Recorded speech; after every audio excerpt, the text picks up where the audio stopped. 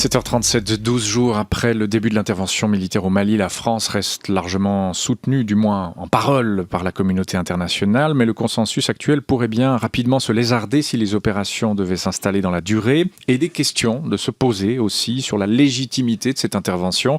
Plus généralement, quels sont les critères qui permettent une telle action? L'aval de l'ONU est-il une garantie suffisante? Peut-on parler de guerre juste ou de guerre légitime en la matière? Le plaisir d'accueillir ce matin pour en parler le vice-président de la Fondation JIPRI, Institut international de recherche pour la paix à Genève, Gabriel Galis. Bonjour. Bonjour. Merci d'être avec nous ce matin. Vous êtes dans nos studios de Berne, au Palais fédéral. Vous êtes co-auteur notamment de l'ouvrage « Penser la République, la guerre et la paix » sur les traces de Jean-Jacques Rousseau, qui est paru l'an dernier chez Slatkin. On va commencer sur ce concept de guerre juste, de guerre légitime. Est-ce que c'est un concept défendable selon vous ? Beaucoup de choses sont défendables que je ne partage pas nécessairement. La notion de guerre juste remonte à Thomas d'Aquin et Saint-Augustin et elle puise donc dans un fond théologique.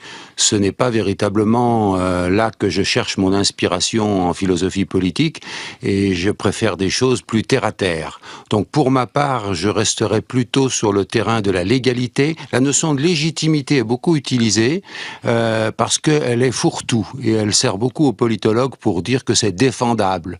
Donc je pense que la guerre juste, c'est une notion trop absolue, que la guerre légitime, c'est une notion trop floue.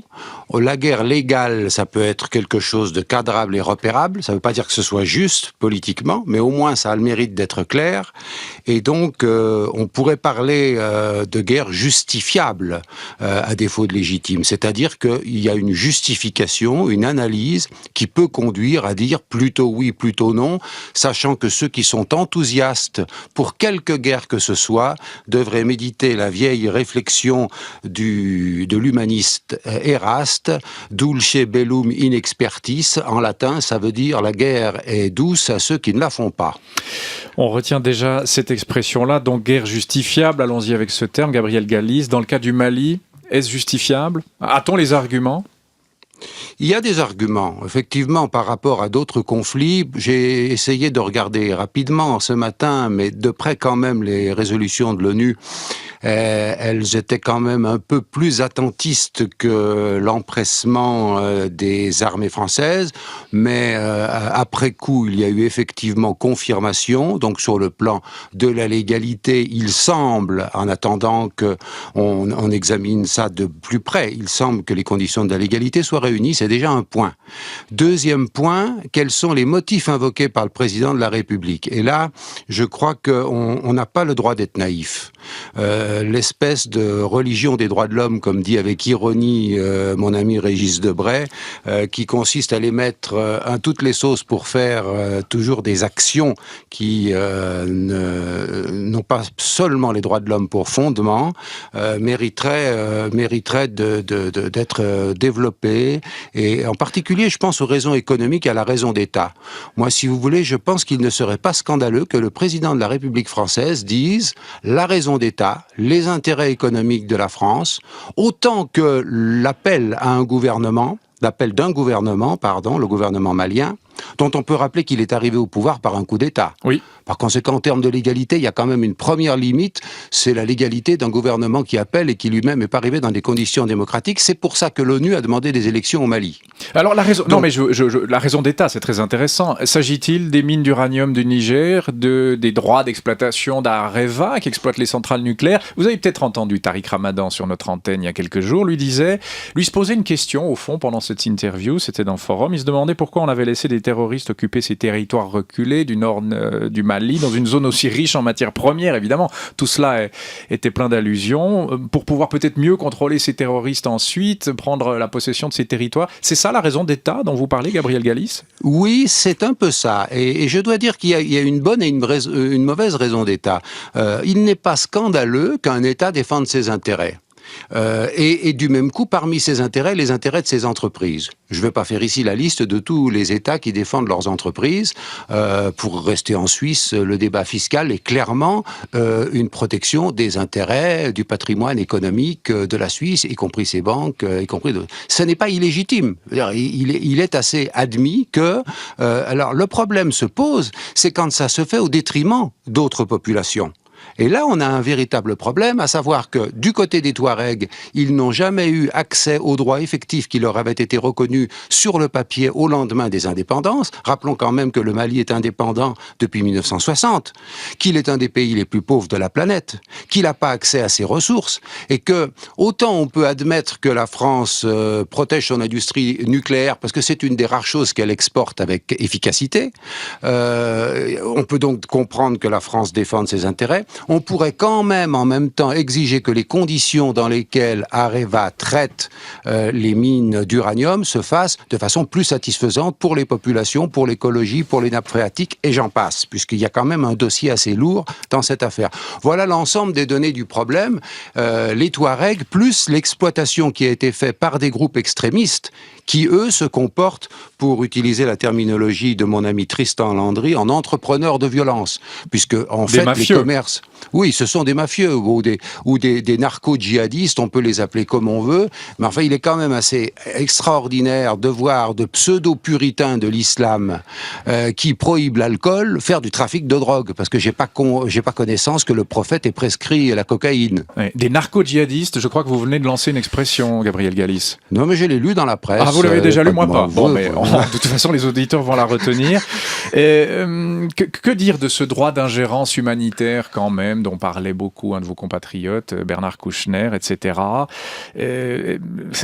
Légitime, justifiable ?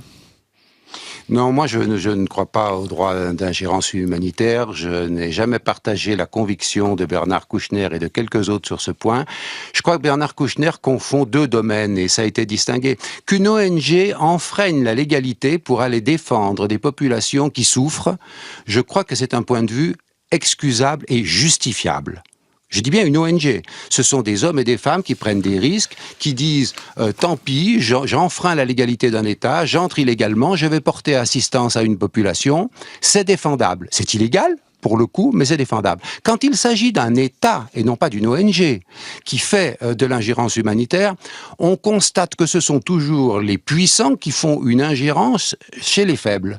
Et donc, vous avez une asymétrie permanente dans cette affaire. Donc, le droit d'ingérence est un concept qui n'a pas de traduction juridique en droit international. Ce qui a été instauré il y a quelques années comme correctif au principe intangible de la non-ingérence, qui reste le principe souverain régissant le fonctionnement de l'ONU, hormis les cas qu'on connaît, légitime défense et résolution du Conseil de sécurité, c'est cette nouvelle notion à manier avec prudence qui est la nécessité de protéger. La responsabilité de protéger. La responsabilité de protéger les populations. Ça, c'est effectivement une notion, mais il faut la manier avec beaucoup de prudence, et on l'a vu que dans le cas de la Libye en France, un certain nombre de responsables politiques, je pense en particulier à Dominique de Villepin et à Jean-Pierre Chevènement, pour prendre deux personnes de deux bords politiques différents, avaient estimé qu'on avait légèrement outrepassé en intervenant, en armant les belligérants. On avait outrepassé la stricte responsabilité de protéger. C'est un petit peu ce que disent certains dans le Mali. Il fallait les arrêter, il ne faut pas poursuivre l'offensive plus bas. Moi, je ne rentre pas dans la question du Mali sur cette question-là. Et la Syrie, parce que responsabilité de protéger, c'est très intéressant. On pourrait se dire que là, évidemment, le régime de Bachar el-Assad ne remplit pas le devoir de protection à l'égard de sa population, et on n'intervient pas en Syrie. Faut-il y voir un paradoxe ? C'est un paradoxe, mais c'est en même temps très compliqué, parce que les données du problème sont nombreuses. D'abord, prenons un peu de recul et souvenons-nous que voici 15 ans, George W. Bush avait mis le remodelage du Moyen-Orient à l'ordre du jour. Je me demande quand même, et c'est plus que se demander, s'il n'y a pas la mise en œuvre de ce processus par son successeur. On garde quand même des fondements de la politique américaine dans cette région-là. À partir de là, on fait tomber un certain nombre d'États, avec des forces intérieures et des forces extérieures. Dans le cas de la Syrie, on se trouve avec un État qui est l'allié de l'Iran.